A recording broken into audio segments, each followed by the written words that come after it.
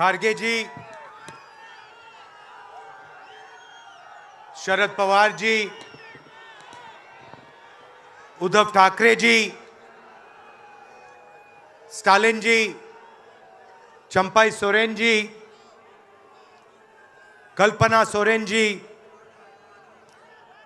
तेजस्वी यादव जी, फरूक अब्दुल्ला जी, प्रकाश अंबेडकर जी, महबूबा मुफ्ती जी, दीपंकर भट्टाचार्य जी, सैयद सादिक अली शेहब थंगल जी, stage पे India alliance के वरिष्ठ नेता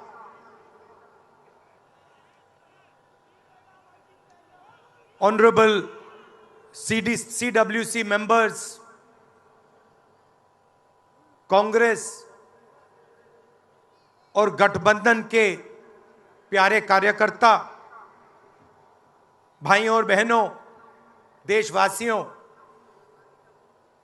आप सबका यहां बहुत बहुत स्वागत।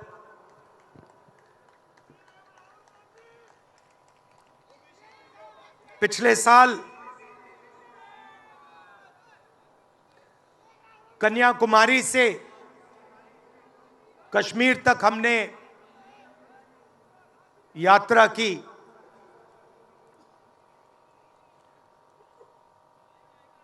यात्रा करनी पड़ी। अगर मैं अपने आप से पूछता 2004 में,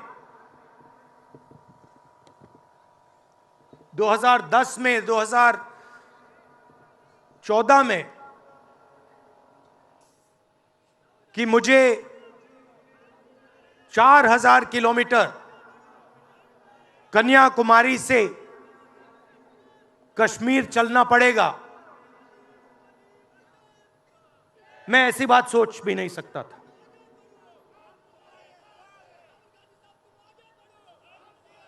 ये यात्रा, शांत हो जाएं, ये यात्रा हमें क्यों करनी पड़ी? क्योंकि देश का जो कम्युनिकेशन का सिस्टम है, चाहे वो मीडिया हो, सोशल मीडिया हो, वो आज देश के हाथ में नहीं है। जनता के जो मुद्दे हैं, बेरोजगारी, हिंसा, नफरत, महंगाई, किसानों के मुद्दे, अग्निवीर के मुद्दे, जवानों के मुद्दे, वो मुद्दे आपको मीडिया में नहीं दिखाई देंगे। तो हमने ये यात्रा करनी पड़ी क्योंकि और कोई चारा नहीं था। देश के ध्यान को पकड़ने के लिए विपक्ष को 4000 किलोमीटर, और सिर्फ राहुल गांधी नहीं चला, यह गलतफहमी में मत रहिए कि ये राहुल गांधी चला है। सब पार्टियों के, सब विपक्ष के पार्टियों के लोग चले, सब नेता आए, हिंदुस्तान का पूरा विपक्ष इन यात्राओं में शामिल हुआ। शरद पवार जी आए, उद्धव जी आए, तेजस्वी आए।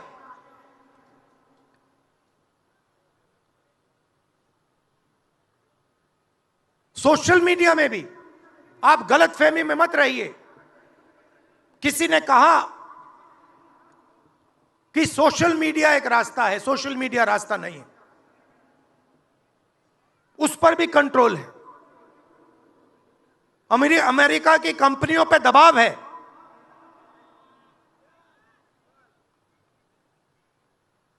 तो काफी डिस्कशन होता है कि हम बीजेपी से लड़ रहे हैं।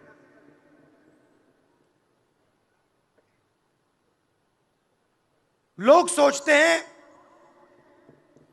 कि हम सब एक राजनीतिक दल के खिलाफ लड़ रहे हैं। देश भी सोचता है कि ये जो नेता स्टेज पे बैठे हैं अलग अलग पॉलिटिकल पार्टी से हैं, ये एक राजनीतिक पार्टी से लड़ रहे हैं। ये सच नहीं है, ये गलत है। हम राजनीतिक पार्टी से नहीं लड़ रहे हैं और यह समझने की जरूरत है। हिंदुस्तान के युवाओं को यह बात समझनी होगी। कोई और कहता है ये सब लोग एक व्यक्ति के खिलाफ लड़ रहे हैं, नरेंद्र मोदी के खिलाफ लड़ रहे हैं। नहीं, हम एक व्यक्ति के खिलाफ भी नहीं लड़ रहे हैं। ना हम बीजेपी के खिलाफ लड़ रहे हैं, ना हम एक व्यक्ति के खिलाफ लड़ रहे हैं। एक व्यक्ति को चेहरा बनाकर ऊपर डाल रखा है।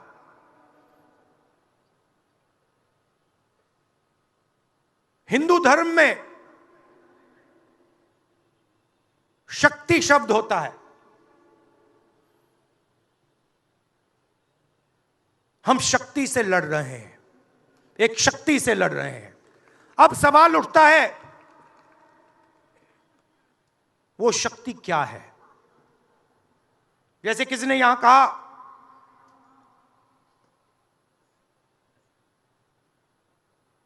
राजा की आत्मा ईवीएम में है। सही है, सही है। राजा की आत्मा ईवीएम में है।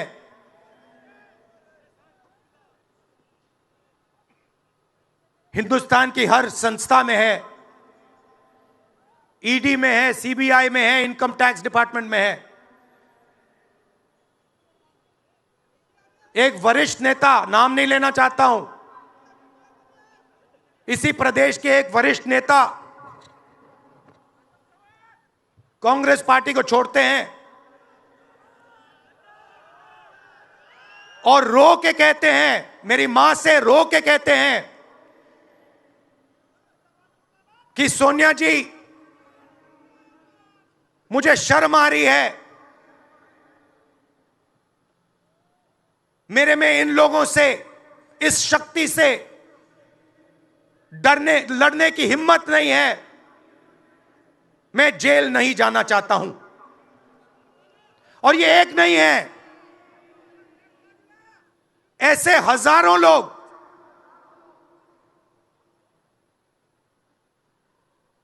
डराए गए हैं। क्या आप सोचते हो शिवसेना के लोग, एनसी के लोग ऐसे ही चले गए? नहीं, जिस शक्ति की मैं बात कर रहा हूं, उन्होंने उनका गला पकड़कर उनको बीजेपी की ओर किया है और वो सब डर के गए हैं।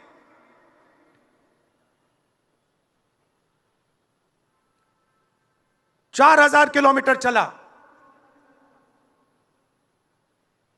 उसके बाद 6000 किलोमीटर मणिपुर से महाराष्ट्र, मुंबई, धारावी।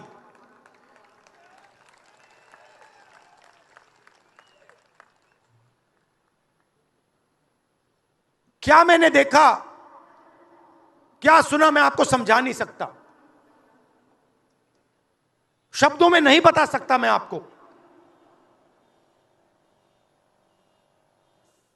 बोल रहा हूं तो बात याद आई, मेरे पास एक युवा आता है, जीप पर कूदता है, सिक्योरिटी वाले उसको मारते हैं, दबाकर मारते हैं, तब भी वो आता है, हाथ पकड़ता है, आंख में आंसू, मुझे कहता है राहुल जी मैंने 3 साल हर रोज सुबह रनिंग की, पुलअप्स की, पुशअप की, दंड बैठक, सब कुछ मैंने किया। मेरे दिल में देशभक्ति थी। मैं चाहता था कि मैं लद्दाख में जाकर, ठंड में जाकर, ठंड में कांपूं, देश के दुश्मनों के सामने कांपूं, और एक दिन अगर मौका बने तो उनकी गोली भी खाऊं। यह मैंने सोचा था। राहुल जी, अग्निवीर लागू कर दिया।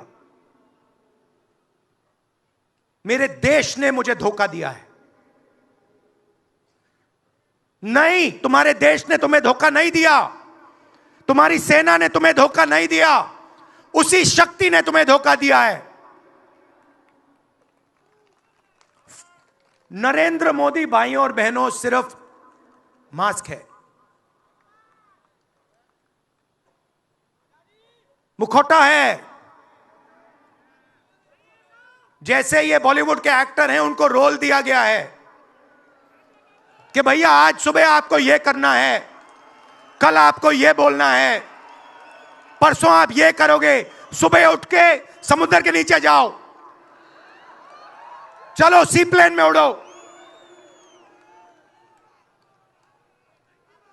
56 इंच की छाती नहीं है, खोखला व्यक्ति है।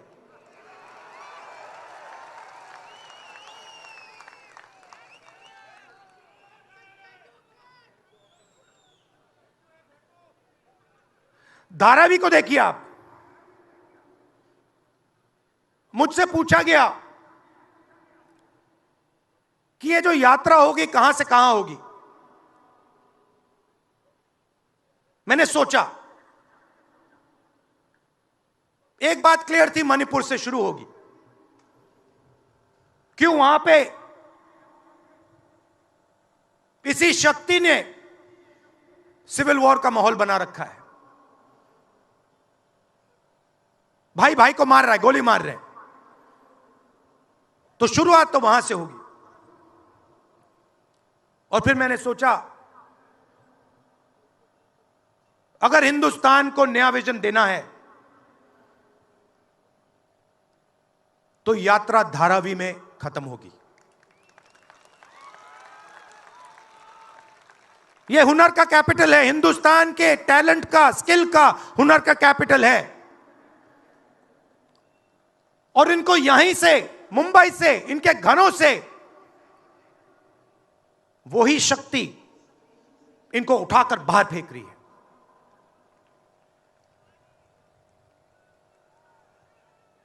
एक साथ मिलकर वही शक्ति इन लोगों की जिंदगी बर्बाद करने में लगी हुई है। मैं आपको इस स्टेज से बता रहा हूं, चाइना में एक शहर है, उसका नाम शेंजन है। सच्चा मुकाबला उस शहर से है जो आपको मीडिया में कभी कोई नहीं बताएगा। धारावी शेंजन का मुकाबला कर सकता है। बैंक के दरवाजे इन बच्चों के लिए खोलो, इन बच्चों को सरकार की मदद करो, और फिर देखो ये शेंजन का क्या करते हैं। उठा के परे कर देंगे शेंजन को ये लोग। Made in Mumbai, made in Dharavi, made in China को उड़ा के हटा देगा, परे कर देगा। मगर नहीं, 22 लोग हैं यहां पे, 22 लोगों के पास उतना ही धन है जितना हिंदुस्तान के 70 करोड़ लोगों के पास है।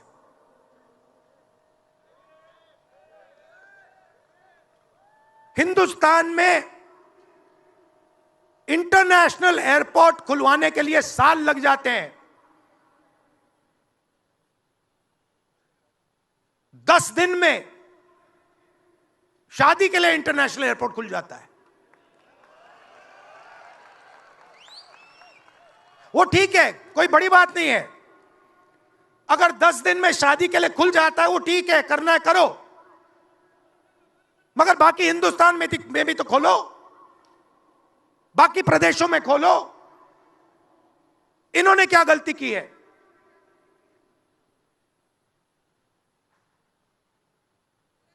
पचास 50% हिंदुस्तान की आबादी पिछड़े वर्ग की है,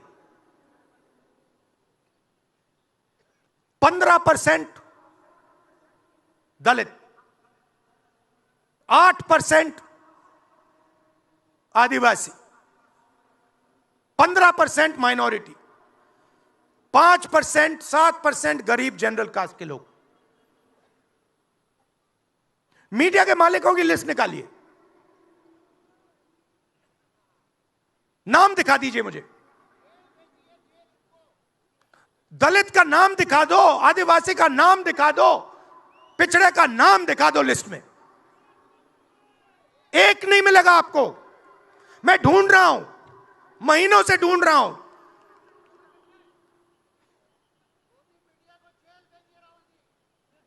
इनकी गलती नहीं है बेचारों की। जैसे मोदी जी मुखौटे हैं, जैसे उनका रिमोट कंट्रोल इनका भी है।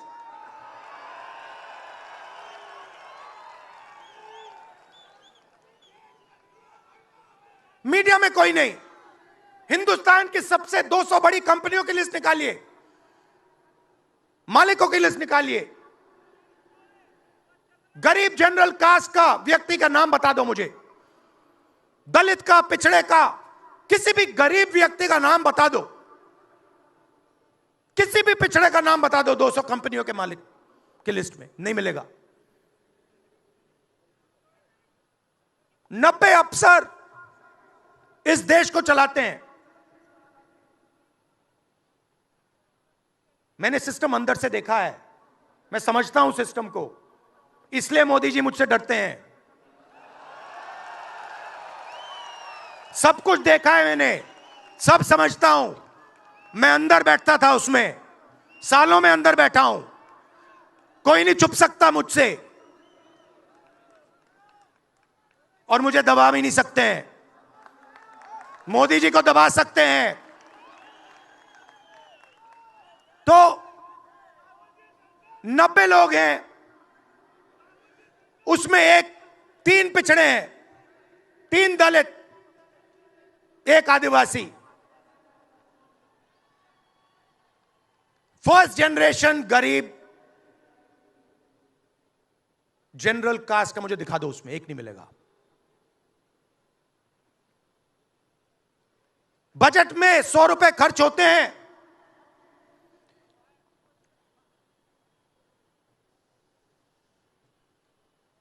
पिछड़े, दलित, आदिवासी सबको मिला दो, 6 रुपए का निर्णय लेते हैं। पॉलिसी कहां बनती है? पॉलिसी ये 90 लोग बनाते हैं, उसमें 200-300 और जोड़ दो,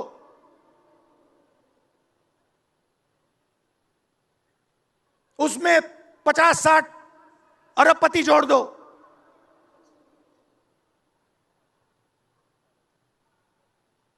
यह है सच्ची शक्ति जो हिंदुस्तान को चला रहा है। और इससे आप कोई नहीं बचेगा, आप में से कोई नहीं बचने वाला। यहां किसी ने ईवीएम की बात की, मैं आपको बता रहा हूं, ईवीएम के बिना नरेंद्र मोदी चुनाव नहीं जीत सकता है। इलेक्शन कमीशन से हमने कहा कि एक काम कीजिए, विपक्ष की पार्टी को ये मशीनें दिखा दीजिए, खोल के हमें दिखा दीजिए ये कैसे चलती हैं, हमारे एक्सपर्ट्स को दिखा दीजिए। इलेक्शन कमीशन नहीं दिखाता। फिर हमने कहा देखिए, इसमें से कागज निकलता है, वोट मशीन में नहीं है, वोट कागज में है। ठीक है, आप मशीन चलाइए, मगर कागज की भी गिनती कर दीजिए। इलेक्शन कमीशन कहता है नहीं, कागज की गिनती नहीं होगी। क्यों नहीं होगी? कैसे नहीं होगी? सिस्टम नहीं चाहता कि ईवीएम की गिनती हो जाए। क्यों? क्योंकि यह सिस्टम आपके धन को चोरी करने का सिस्टम है। यह आप लोग जीएसटी देते हो, उतनी ही जीएसटी देते हो जितना अदानी देता है। 18% शर्ट पे देते हो, उतनी वो देता है। उसकी आमदनी लाखों करोड़ रुपए, आपकी 50,000 रुपए। और फिर देखो पैसा कहां जाता है। कोई भी स्कीम देख लो, फसल बीमा योजना देखो, 35,000 करोड़ रुपए 16 कंपनियों को जाता है। उसमें आपको एक दलित नहीं मिलेगा, एक पिछड़ा नहीं मिलेगा, एक गरीब नहीं मिलेगा। कानून ये 90 लोग बनाते हैं। पैसा जाता है 16 कंपनियों में। और जब हमारे किसान कहते हैं ओला गिर गया, बारिश हो गई, बर्बाद हो गए, वो कहते हैं भैया नहीं, तुम्हें मुआवजा नहीं मिलेगा, ये तुम्हारा है ही नहीं, तुम्हें कैसे मिलेगा, मर जाओ जाके। नरेंद्र मोदी जी का काम आपके ध्यान को भटकाने का है।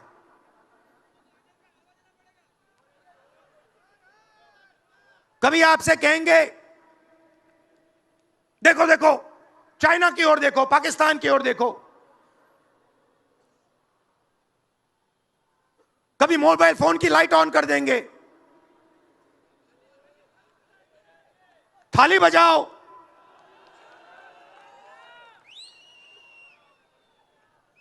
कभी कहेंगे देखो मेरा अपमान कर दिया, जैसे अभी किसी ने उनकी पत्नी के बारे में बोला, अब कहेंगे देखो मेरा अपमान कर दिया, ध्यान भटकाने के लिए। अब देखना होगा।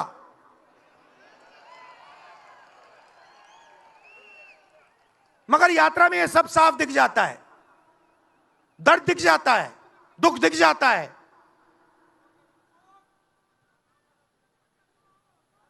चालीस साल से सबसे ज्यादा बेरोजगारी हिंदुस्तान में आज है। मीडिया में आपको एक मिनट के लिए नहीं दिखता।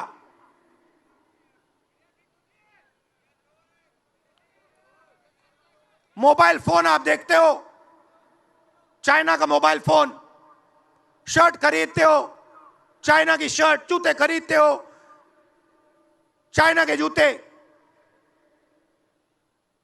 चाइना के युवा को फायदा हो रहा है, और किसको फायदा हो रहा है? और किसको फायदा हो रहा है? यह आपने कभी पूछा अपने आप से? जब चाइना का यहां माल बिकता है, सिर्फ चाइना को फायदा नहीं होता, हिंदुस्तान के अरबपतियों को भी फायदा होता है भाई और बहनों। इसलिए धारावी को कभी उठने नहीं देंगे। इसलिए धारावी को यह सरकार कभी सपोर्ट नहीं दे सकती।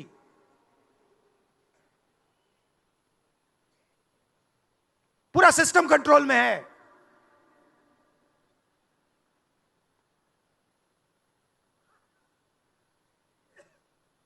जब इनकी पहले सरकार आई, मैं आपको दिल की बात बताता हूं, पहले इनकी सरकार आई, अरुण जेटली मेरे पास आते हैं, कमरे में बैठते हैं और मुझे कहते हैं राहुल, ये जो लैंड एक्विजिशन का मामला है,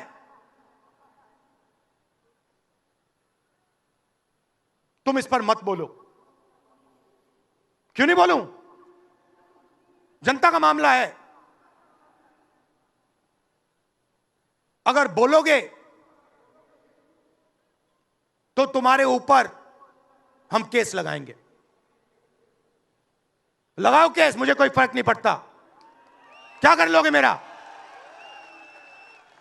ईडी वाले आए, 50 घंटे बैठा दिया।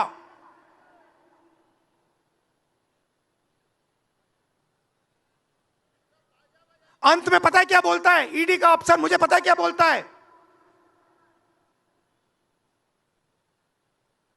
कहता है राहुल जी, आप किसी से नहीं डरते हो, आप नरेंद्र मोदी को हरा सकते हो।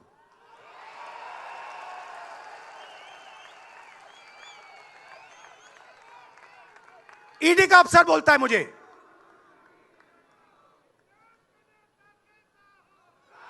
मगर मैं राहुल गांधी नहीं हूं। आप ये मत सोचो कि मैं राहुल गांधी हूं। आप ये मत सोचो कि उद्धव ठाकरे हैं। ये नहीं है, ये हिंदुस्तान की आवाज है। आप देखिए, हर प्रदेश से यहां लोग बैठे हैं। हर व्यक्ति ने अपनी यहां बात रखी। स्टालिन जी ने अपनी बात रखी, सोरेन जी ने अपनी बात रखी। ये हिंदुस्तान बोल रहा है। नरेंद्र मोदी जी की मीटिंग देखिए, वहां सिर्फ एक व्यक्ति बोलता है।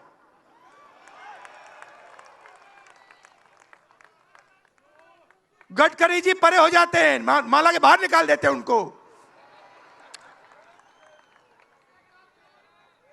इसलिए हमने इसको इंडिया गठबंधन नाम दिया है। ये हिंदुस्तान की रक्षा कर रहा है।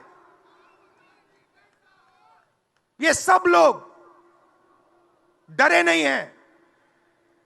ये सब लोग उसी सिस्टम का मुकाबला कर रहे हैं। आज नरेंद्र मोदी के पास भ्रष्टाचार की मोनोपोली है।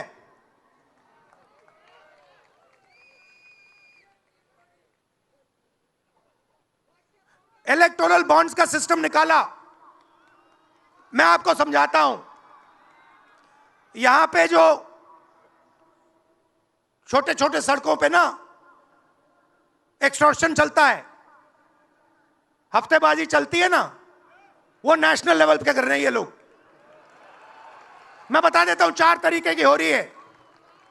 एक, पहले ये कॉन्ट्रैक्ट देते हैं, सरकार कॉन्ट्रैक्ट देगी और सीधा परसेंटेज लेगी। इलेक्टोरल बॉन्ड देख लीजिए, उसमें साफ है।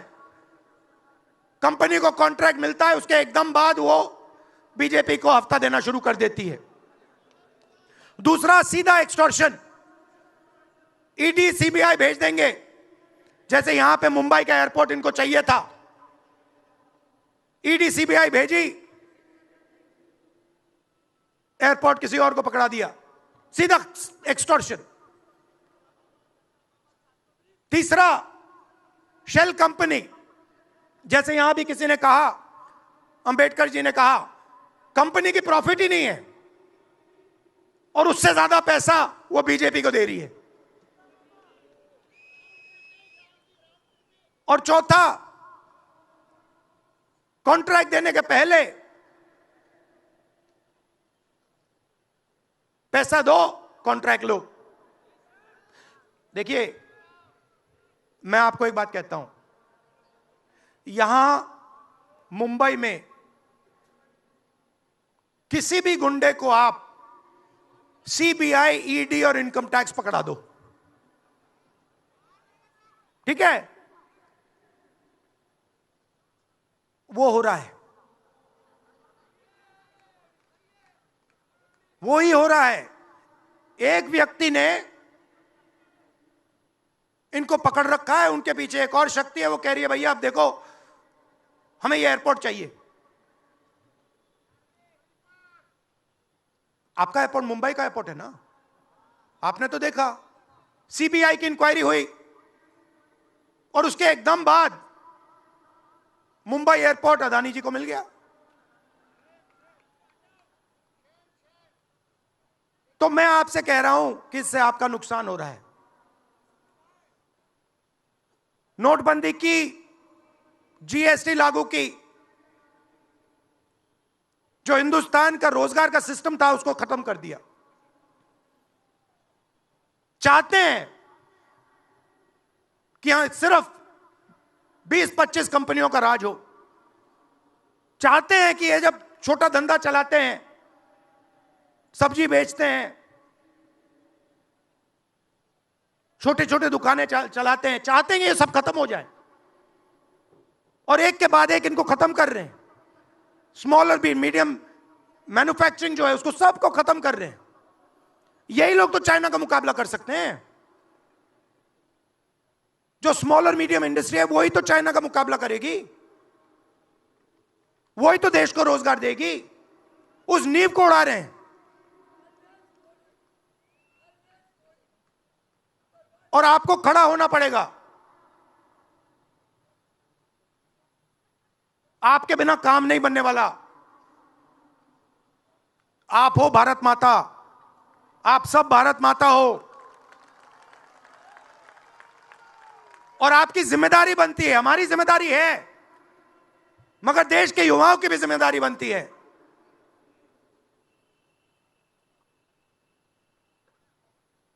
पूरा देश अग्निवीर के खिलाफ है। मैं 4000 किलोमीटर चला, एक युवा ने मुझे नहीं कहा कि अग्निवीर अच्छा लगता है। वो जो रो रहा था मुझे कहता है, राहुल जी मैं नहीं जाऊंगा,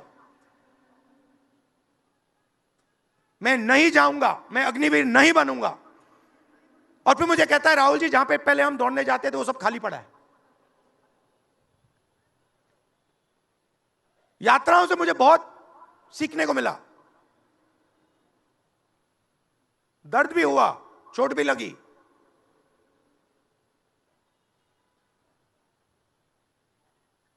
मगर जो प्यार मिला, दिल से जो प्यार मिला,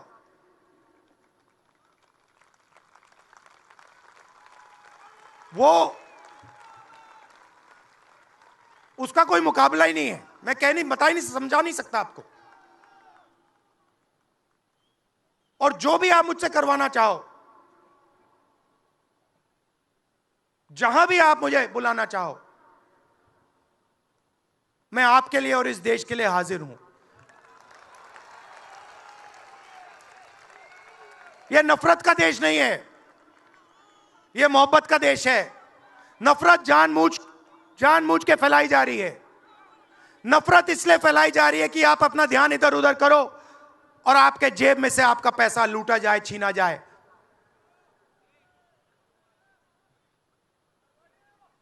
तो नफरत को नहीं फैलने दो। जैसे यात्रा से मैसेज निकला, हिंदुस्तान के दिल से मैसेज निकला, नफरत के बाजार में मोहब्बत की दुकान खोलो। यह हमारे सब महापुरुषों ने कहा है। गांधी जी ने कहा, बुद्ध भगवान ने कहा, राम जी ने कहा, यही कहा। अगर राम का, बुद्धा का एक ही मैसेज है, नफरत के बाजार में मोहब्बत की दुकान खोलो। धन्यवाद। धन्यवाद।